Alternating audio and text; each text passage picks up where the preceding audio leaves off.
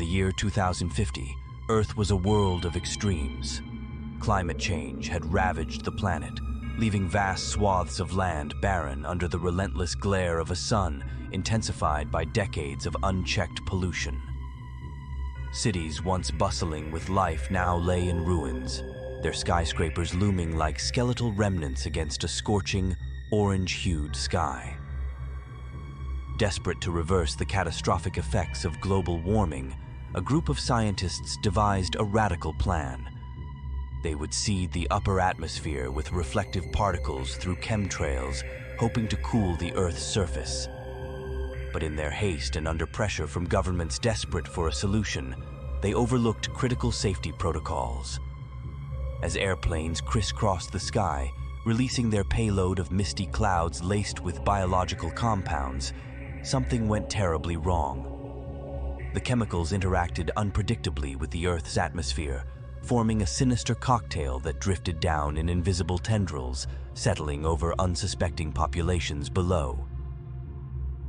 In the urban sprawl of what was once New Orleans, a young scientist named Malik worked tirelessly in a makeshift lab, monitoring the atmospheric changes. His sister Maya, a renowned biologist, had warned of the risks, but their warnings were drowned out by the clamor for a quick fix.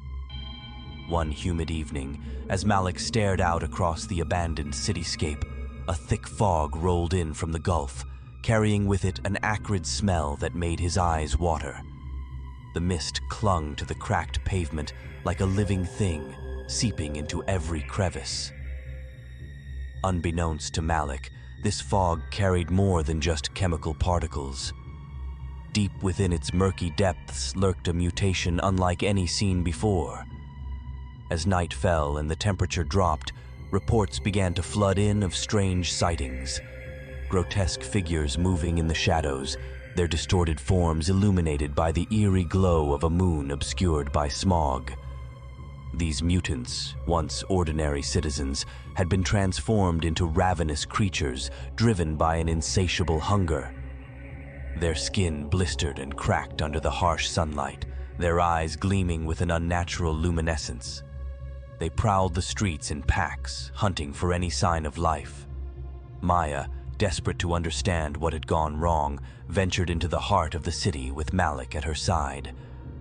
Armed with only makeshift weapons and a determination born of desperation, they navigated the crumbling landscape, their senses on high alert. They encountered survivors along the way, each with their own harrowing tale of escape and loss. Families torn apart, loved ones transformed into unrecognizable monstrosities. The air hung heavy with grief and fear, mingling with the stench of decay.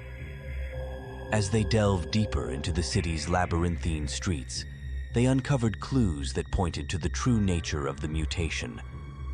It wasn't just physical.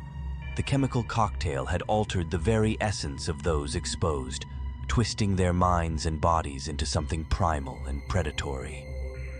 But Maya sensed something more sinister at play. A darkness lurking within the fog, a malevolent force that seemed to feed off the chaos and despair. It whispered to her in haunting whispers, urging her to abandon hope. In a final desperate gambit, Malik and Maya confronted the source of the mutation, a hidden laboratory where remnants of the original experiment lay scattered like broken dreams. Among the ruins, they discovered a lone survivor, a scientist driven mad by guilt and despair. He confessed to them the true extent of their folly.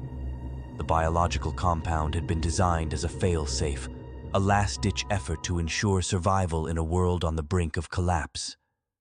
But in their haste, they had unleashed a catastrophe beyond imagining.